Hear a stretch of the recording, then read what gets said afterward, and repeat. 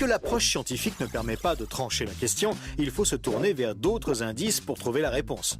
Le premier signe est en rapport avec la Bible. Pour beaucoup de gens, ce best-seller mondial numéro 1 est juste un livre religieux parmi d'autres. Pourtant, ceux qui prennent la peine de le lire se rendent assez vite compte d'une caractéristique surprenante. Son unité, sa cohérence. Bien que sa rédaction ait demandé 1500 ans, elle nous dévoile un propos cohérent qui s'est construit progressivement au cours des siècles et qui apparaît au final comme un édifice impeccable, majestueux, et qui dépasse totalement ceux qui l'ont construit. Des premières pages aux derniers mots, elle est centrée autour d'un même sujet, la connaissance de Dieu, le Messie et le plan du salut divin pour l'humanité. Pour celui qui ne connaît rien à la Bible, cette affirmation peut paraître un peu fumeuse. Pour lui, c'est juste des mots, des concepts abstraits, de la spiritualité, sans rapport avec le monde réel. Mais pour celui qui la lit et cherche un peu, l'évidence devient de plus en plus écrasante que quelqu'un, derrière ce livre, au travers de centaines d'épisodes, de miracles, de prophéties et d'événements surnaturels, quelqu'un a construit un message qui nous est adressé. Par exemple, Moïse expose clairement la base de la relation avec Dieu et annonce la venue du Messie. 5 siècles plus tard, David, parmi d'autres, prophétise les détails de la crucifixion tout en engendrant les ancêtres de Jésus. 300 ans plus tard, c'est l'œuvre monumentale d'Ésaïe qui complète de façon saisissante le portrait du Messie, annonce son sacrifice, sa résurrection et la future restauration mondiale. Et c'est comme cela tout au long des 66 livres de la Bible, avec des centaines de détails et révélations surnaturelles. Et cela pose une vraie question. Comment cette quarantaine d'auteurs tellement différents, Moïse, David, Salomon, Ésaïe, Daniel ou Jésus, qui a accompli des dizaines de prophéties par le seul fait d'exister, comment peuvent-ils parler d'une seule voix et aborder chacun une facette du même message ? Sans se connaître, ils se confirment mutuellement et construisent le même tableau, un seul tableau immense et qui les dépasse totalement. C'est complètement incompréhensible et impossible à réaliser. Ils ont été chefs d'État, bergers, prophètes ou apôtres. Ils ne se sont jamais connus, ont vécu à des siècles d'écart et sont pourtant en parfaite unité, centrés exactement autour du même sujet. Impossible, n'est-ce pas?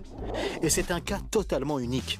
Ni le Coran, qui ne s'appuie que sur un seul homme, sans antécédent, ni aucune confirmation postérieure, ni les écrits hindous, truffés de récits légendaires, ni aucun texte religieux de l'Antiquité n'a ce caractère unique. La Bible seule comporte cette sorte de filigrane attestant de sa véritable origine. Le second signe est lui aussi au cœur des passions les plus extrêmes. Il s'agit du peuple juif. Étrangement, le simple fait de parler d'Israël déchaîne des réactions quasi irrationnelles. Certains veulent son extermination, alors que d'autres le voient comme le paradis sur terre. Mais si on veut bien rester calme et juste considérer les faits, l'histoire, il y a pourtant de quoi s'interroger sérieusement. Comment ce peuple, haï depuis toujours, déporté une première fois, puis revenu sur sa terre il y a 24 siècles, puis déporté à nouveau et dispersé dans le monde entier pendant 17 siècles, comment a-t-il pu survivre? Et comment est-il demeuré un peuple distinct? Aucun autre peuple n'a jamais connu une telle trajectoire, défiant toutes les lois historiques. Comment a-t-il pu reformer un État et même se remettre à parler son ancienne langue? Ça n'est jamais arrivé à aucun autre peuple. Il y a 25 siècles, le prophète Ésaïe posait une question étrange. Un pays peut-il naître en un jour? Ça ne s'est jamais produit, sauf pour la nation d'Israël, qui est née en un seul jour, le 15 mai 1948.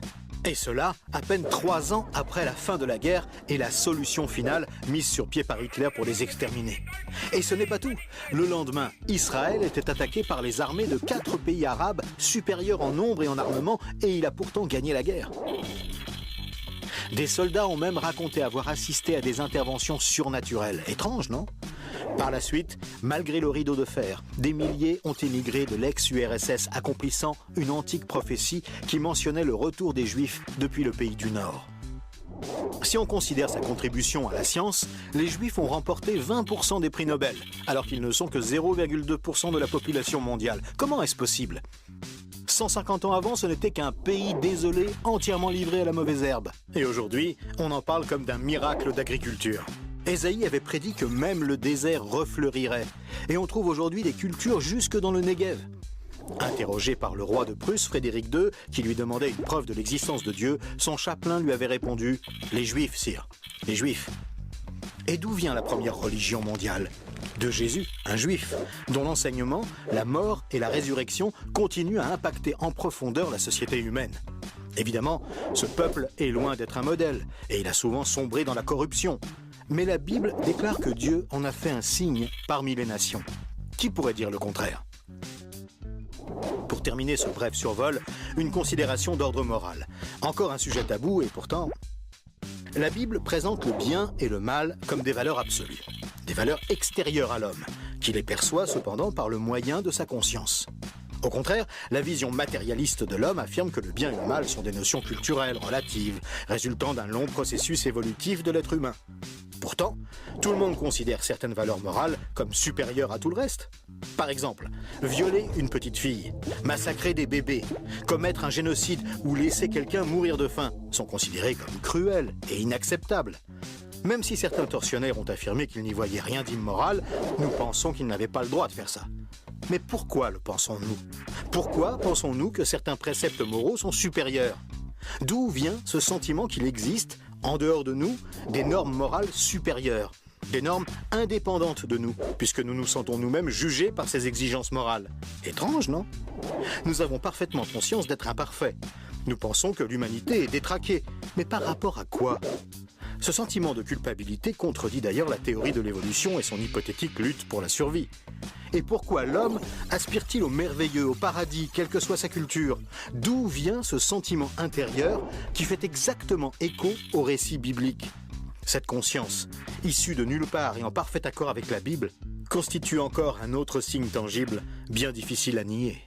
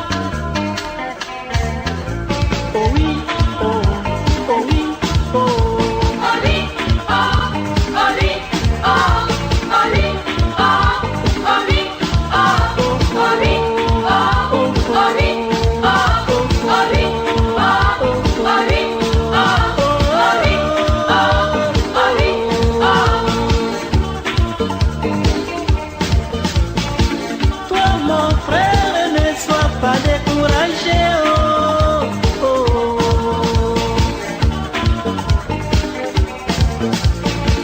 Toi ma sœur, ne sois pas découragé. Oh, oh, oh.